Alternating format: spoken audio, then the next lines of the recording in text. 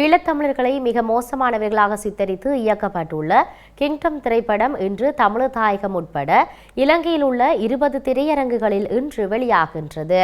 இந்த திரைப்படத்தில் ஈழத்தமிழர்கள் சித்தரிக்கப்பட்டுள்ள விதம் தொடர்பாக இலங்கையில் உள்ள தமிழ் உணர்வாளர்கள் தமது எதிர்ப்பை வெளியிட்டுள்ளனர்.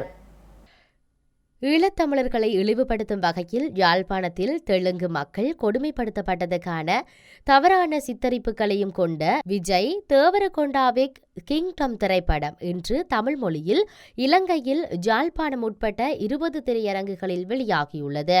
இந்த திரைப்படத்துக்கு தமிழகத்தில் கடும் எதிர்ப்புகள் கிளம்பியிருந்த நிலையில் குறித்த திரையிடப்பட்டுள்ள திரையரங்குகளை முற்றுகையிடும் போராட்டத்தை நாம் தமிழர் கட்சி நடத்திய நிலையில் தாம் தயாரித்து வெளியிட்ட இந்த திரைப்படம் ஒரு புனைவு கதையை கொண்டிருந்தாலும் அதற்காக மிகவும் வருந்துவதாக கிங்ஸ்டம் படக்குழு முதலில் தெரிவித்திருந்தது. இதற்கு பின்னர் இந்த படத்தினை தயாரித்த சித்தாரா என்ற நிறுவனமும் வருத்தம் தெரிவித்த பின்னணியில் இந்த படத்துக்கு எதிரான போராட்டங்களை அனுமதிக்கும் வகையில் நேற்று தீர்ப்பளித்த சென்னை உயர் நீதிமன்றம் குறித்த படம் தடை செய்யப்பட வேண்டும் என்ற கருத்தை நிராகரித்தது.